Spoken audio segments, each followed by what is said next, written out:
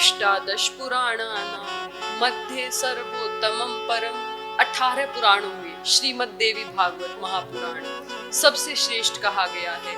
जब व्यक्ति के जन्म जन्मांतरों का पुण्य उदय होता है तब ये देववाणी अमृत उसे सुनने का सुअवसर प्राप्त होता है। सबसे पहले सृष्टि के प्रारंभ में इस पुराण का उपदेश माँ पराम्बा जगदम्बा ने स्वयं आधे श्लोक में विष्णु जी को दिया था।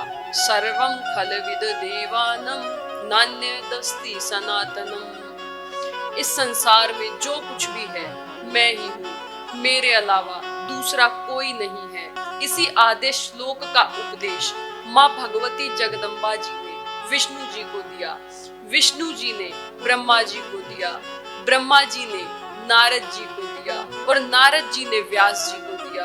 व्यास जी ने 18 श्लोकों वाली इसकी विपुल संहिता बनाई और परीक्षित जी के पुत्र जनमेजय जी को सुनाई। इसी कर्म में ये अमृत हमारे गुरुदेव जी के पास आया और उन्होंने कृपा करके हमें ये उपदेश दिया और अब इसी उपदेश को आप सब भी सुन रहे हैं। श्रीमद् देवी भागवत में 12 स्कंद, 318 अध्याय और 18,000 श्लोक हैं। श्री का अर्थ होता है सेवा करना। श्रीयते सेव्यते ब्रह्मादि या श्री जगदम्बा इत्यर्थः। ब्रह्मादिक देवता भी जिनकी सेवा करते हैं वो स्त्री यानी जगदम्बा है। मद शब्द में मतु प्रत्यय है जो कि भूमि, निंदा, प्रशंसा वाला इत्यादि 12 अर्थों में प्रयोग किया जाता है। और भागवत का अर्थ होता है भगवता इदम इति भागवतम। स्वयं भगवती जिसमें विराजमान है वो भागवत है। अथवा गायत्र्या च समारंभे तदव्य भागवतम विदुः। जो गायत्री मंत्र से प्रारंभ होता है वो भागवत है। जो गायत्री मंत्र में है भर्गो देवस्य धीमहि और देवी भागवत का प्रारंभ है ओम सर्व चैतन्य रूपाम। तो गायत्री मंत्र में भी है भर्गो देवस्य धीमहि और देवी भागवत में है आद्याम विद्याम च धीमहि। तो गायत्री मंत्र से प्रारंभ है इसलिए ये भागवत है। पुराण का अर्थ क्या होता है? देखिए, पुराण का अर्थ होता है पुरा आख्यानम नवम भवति इति पुराण है। जिसको पढ़ने सुनने से पुरानी कथाएं भी नई लगने लगती हैं वो पुराण है। और मनुस्मृति में भी लिखा और देवी भागवत में भी लिखा है सर्गश्च प्रतिसर्गश्च वंशो मन्वन्तराणि च वंशानुचरितं चैव पुराणं पंचलक्षणः। सर्ग प्रतिसर्ग, वंश, मनवंतर, वंशानुचरित ये पुराणों के 5 लक्षण हैं। लेकिन देवी भागवत महापुराण है इसलिए सर्ग विसर्ग इत्यादि इसके 10 लक्षण हैं। श्रीमद् देवी भागवत महापुराण का श्रवण जीवन में किए गए संपूर्ण सुकृत्यों का प्रत्यक्ष फल है। ग्रंथ प्रारंभ होने से पूर्व 5 अध्यायों में इसका महात्म्य गाया गया है। महात्म्य का मतलब होता है महिमा। कहते हैं जाने बिनु न होई प्रतीति, बिनु प्रतीति होई नहीं प्रीति। जब तक हम किसी की महिमा को नहीं जानेंगे तब तक उसके प्रति हमारी प्रीति हो ही नहीं सकती। हीरे के प्रति व्यक्ति की प्रीति तब होती है जब व्यक्ति उसकी महिमा को जान जाता है, अन्यथा कांच के टुकड़े की तरह वो भी इधर उधर पड़ा रहता। तो देवी भागवत में हमारी प्रीति हो जाए इसके लिए 5 अध्यायों में उसके महात्म्य को गाया गया है। ये महात्म्य के 5 अध्याय नहीं बल्कि 5 पंच हैं। जैसे 5 पंच मिलकर किसी बात का निर्णय करते हैं तो सर्वसम्मति से स्वीकार कर ली जाती है वो बात। वैसे ही ये महात्म्य के 5 अध्याय 5 पंच की तरह हैं। देवी भागवत के महात्म्य को स्कंद पुराण के मानस खंड से लिया गया है, क्योंकि जब व्यक्ति स्वयं अपनी प्रशंसा अपने आप ही करता है तो सुनने वाला ज्यादा श्रद्धा नहीं दिखाता। इसलिए इसके महात्म्य को स्कंद पुराण से लिया गया है। महात्म्य के प्रथम श्लोक में भगवती जगदम्बा की वंदना की गई है। श्रेष्ठो या सर्ग रूपा जगदवंदितो पालनीया चरोत्री संगारे चापि यस्या जगदिदमखिलं क्रीडनं या पराख्या पश्यन्ति मध्यमाथो तदनु भगवती वैखरी वर्ण रूपा सास्मद्वाचं प्रसन्ना विधि हरिगिरिशारादितालंकरोतु। जो भगवती सौम्य रूप से इस संसार का सृजन, गंभीर रूप से पालन और रौद्र रूप से संहार करती है, जिनके लिए ये सारा संसार एक क्रीड़ा मात्र है, जो मन से संकल्प करने की, वाणी से बोलने की, हृदय से विचारों को उत्पन्न करने की परापश्चिंती, मध्यमा तथा वैखरी इन चारों वाणियों के रूप में अभिव्यक्त होती है, जो ब्रह्मा, विष्णु और शंकर जी के द्वारा सतत वंदित हैं। वो भगवती जगदम्बा मेरी वाणी को अलंकृत करे। और कहा है, नारायणं नमस्कृत्य नरं चैव नरोत्तमं देवीं सरस्वतीं व्यासं ततो जयमुदीरयेत्। उसके बाद भगवान नर नारायण, भगवती सरस्वती और श्री व्यास देव जी का वंदन करके इस पावन ग्रंथ का प्रारंभ करते हैं। कथा का प्रारंभ नैमिषारण्य वन से ही होता है। यहाँ पर 88,000 शौनकादि ऋषि 1000 वर्ष का अवकाश लेकर भागवत चर्चा करने के लिए एकत्रित हुए हैं। वक्ता के रूप में परम विद्वान श्री सूत जी को चुना गया है। नैमिषारण्य की भूमि बड़ी पवित्र मानी गई है, क्योंकि ब्रह्मा जी द्वारा छोड़े गए चक्र की नेमी अर्थात धूलि इसी अरण्य में आकर गिरी थी। इसीलिए चक्र की नेमी शांत हुई, इसीलिए इस वन का नाम अरण्य होता है, वन। तो इसीलिए इस अरण्य का नाम नैमिषारण्य हुआ। और कहा गया है यहाँ पे कभी भी कलयुग नहीं आएगा। वायु पुराण में लिखा है, धर्म चक्रस्य यत्र नेमि प्रहीयते सदेशो धर्म जालस्य बीजभूतो विधीयते। तो बड़ी पवित्र ये नैमिषारण्य की भूमि है। सतयुग में मनु महाराज जी ने भी यहीं आकर तपस्या की थी। रामचरितमानस में लिखा है, तीर्थ बर नैमिष विख्याता अति पुनीत साधक सिद्धिदाता। इसी नैमिषारण्य में सूत जी वक्ता के रूप में बैठे हैं और उनके सामने 88,000 शौनकादि ऋषि श्रोता के रूप में विराजमान हैं। पहले तो ऋषियों ने सूत जी को आशीर्वाद दिया। सूत जीव समाबहवीर यस्त्वं श्रावयसीह न। हे सूत जी, आप दीर्घ जीवी हो, जो आप हमें इतनी सुंदर सुंदर कथाएं सुनाते हैं। आपने अभी हमें विष्णु पुराण की कथा सुनाई। सर्व पाप हरम पुण्यम विष्णुश्चरितम अद्भुतम।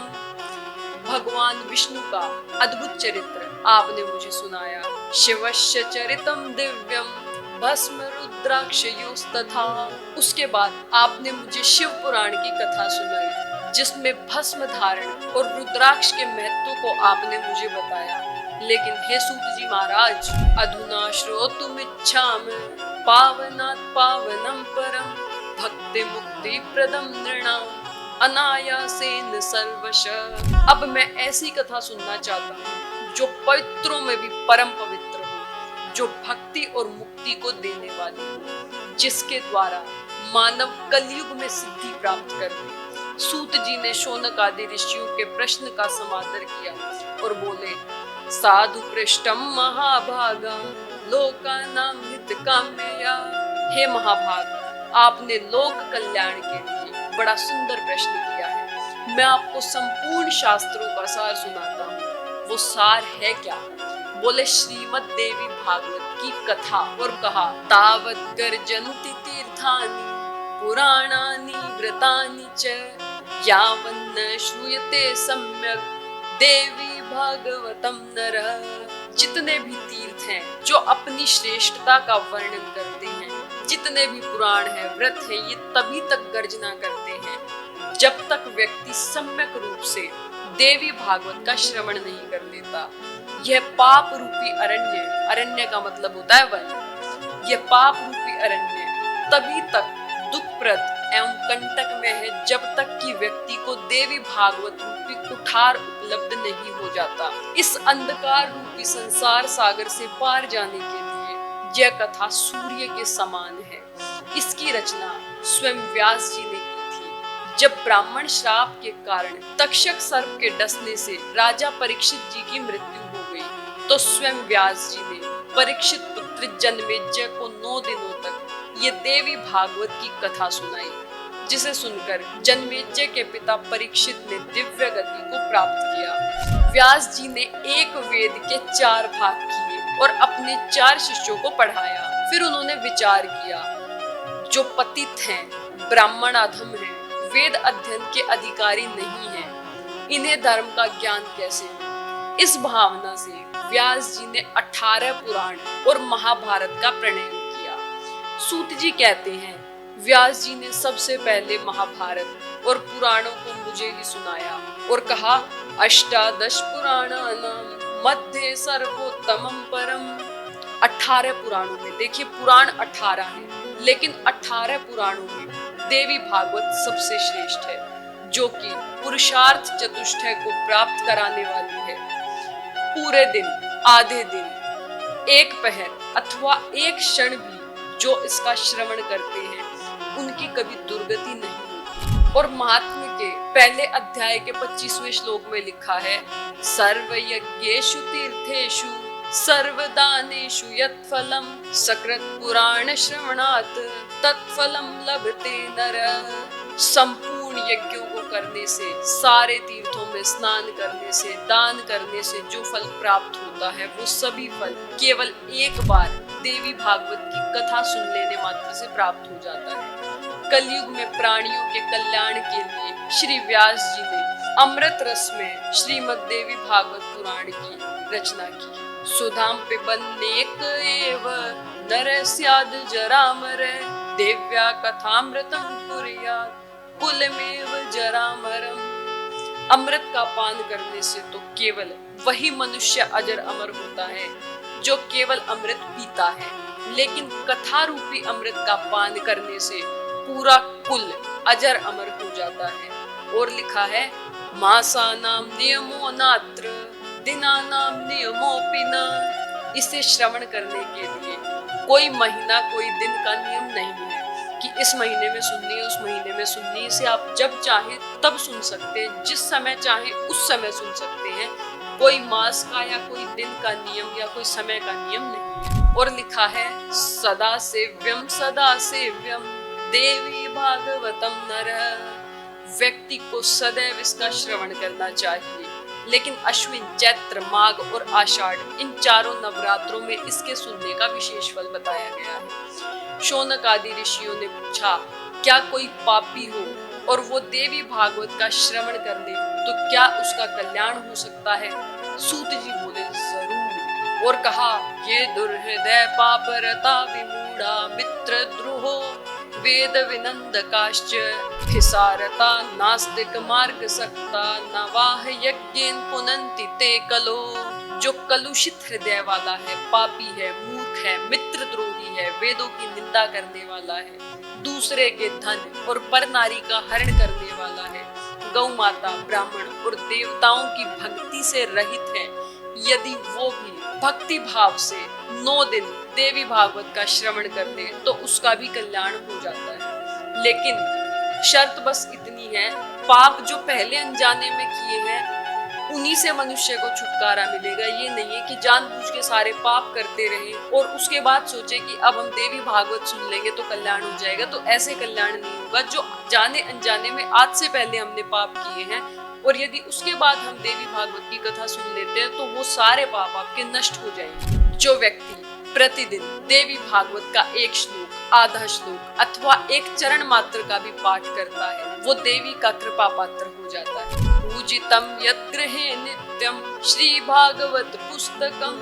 कहा है, जिस घर में नित्य प्रतिदिन देवी भागवत का पूजन होता है वो घर नहीं रहता, अपितु तीर्थ बन जाता है। देवी भागवत का श्रवण कर लेने मात्र से अपुत्रो लभते पुत्रम दरिद्रो धनवान भवेत्। पुत्रहीन को पुत्र की प्राप्ति होती है, दरिद्र धन से संपन्न हो जाता है और रोगी रोग मुक्त हो जाता है। सब कुछ तो इस कथा से मिल ही जाता है।